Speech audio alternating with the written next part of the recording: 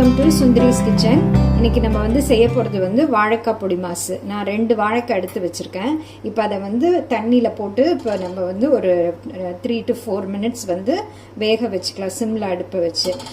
வெந்த பிறகு நம்ம வந்து அதை தோல் உரிச்சிட்டு ஈஸியாக தோல் உரிச்சிடலாம். உரித்த பிறகு நான் கேரட் சீவுறதுல அதை சீவிட்டு எடுத்துகிட்டு வந்துடுவேன். இது வந்து இப்போ அதை வேக வச்சிடலாம். இப்போ இது மாதிரி ஒரு எண்ணெய் சட்டியில் இந்த வாழைக்காய் மூங்குற அளவுக்கு தண்ணி வச்சு மூடி வச்சு வேக வைக்கணும். நான் ஒரு 1/4 மூடி தேங்காய் எடுத்து வச்சுருக்கேன். அதை வந்து மிக்ஸி ஜாருக்கு ட்ரான்ஸ்ஃபர் பண்ணிவிட்டு ஒரு 1/2 ஸ்பூன் சீரகம் எடுத்து வச்சுருக்கேன். இதை வந்து 1 பாதியமாக நான் அரைச்சிட்டு வந்துடுறேன். அதுக்கப்புறமா நம்ம தாளிக்கிறது எப்படின்றத பார்க்கலாம். இப்போ நான் தாளிக்க போகிறேன்.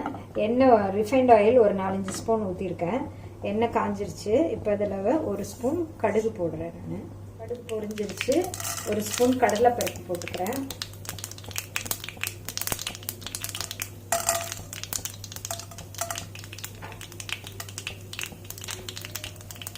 ஒரு ஸ்பூன் உளுந்து. இந்த பொடி மாசுக்கு இதெல்லாம் கொஞ்சம் நல்லா நிறையா போட்டால் தான் நல்லா டேஸ்ட்டாக இருக்கும்.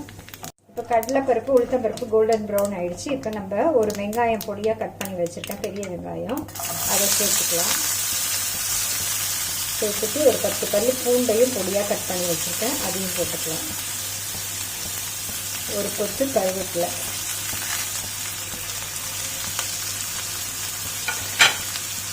ரெண்டு பச்சை மிளகாய் பொடியாக கட் பண்ணியிருக்கேன், அதையும் போட்டுட்டு இப்போ நம்ம இதை நல்லா வதக்கி விட்டுக்கலாம். கொஞ்சோண்டு ஒரு 1/4 ஸ்பூன் பெருங்காயம் போட்டுக்கலாம். போட்டுட்டு நல்லா வதக்கிட்டு நம்மளோட வாழைக்காய் கேரட் சீவரதில் சீவி வச்சுருக்கேன், அதை இதோட சேர்த்துக்கலாம். 2 வாழைக்காய் அது.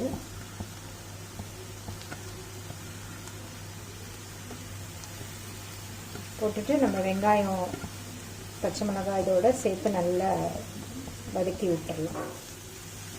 இதுக்கு தேவையான அளவு மஞ்சத்தூளும் உப்பையும் போட்டுடலாம். ஒரு 1/4 ஸ்பூன் மஞ்சத்தூள், ஒரு 1 ஸ்பூன் உப்பு. நல்லா எல்லாம் ஒன்று போல் சேர்ற போல் கலந்து விட்டுக்கலாம். ஃபைனல் ஸ்டேஜில் கொஞ்சம் தேங்காய் வந்து சீரகத்தோடு அரைச்சி வச்சுருக்கேன். 1 பாதியமாக தான் நுணுக்கி வச்சுருக்கேன், அதை வந்து சேர்த்துக்கலாம். நம்ம இதே மாதிரி நம்ம உருளைக்கிழங்குலையும் பண்ணலாம் இந்த பொடி மாசு. நான் இன்னைக்கு வாழைக்காயில் பண்ணியிருக்கேன். வத்த குழம்பு, புளிக்குழம்பு, உருண்டை குழம்பு இதுக்கெல்லாம் நல்ல காம்பினேஷனாக இருக்கும் இந்த பொடி மாசு. அதனால் ஒரு ஸ்பூன் வந்து தேங்காய் எண்ணெய் விடுறேன். ஃப்ரெஷ் கோகனட் ஆயில்,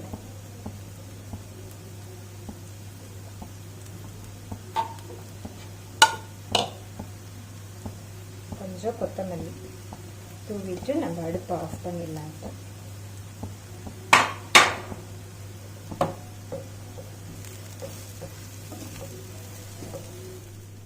இப்போ நம்மளோட சூப்பரான வாழைக்காய் பொடி மாஸ் ரெடி ஆயிடுச்சு. இதே மாதிரி ட்ரை பண்ணி பாருங்கள். ட்ரை பண்ணி பார்த்துட்டு உங்களோட கமெண்ட்ஸ் அண்ட் ஃபீட்பேக் கொடுங்க. என்னோட சேனலை லைக் பண்ணுங்கள், சப்ஸ்கிரைப் பண்ணுங்கள்.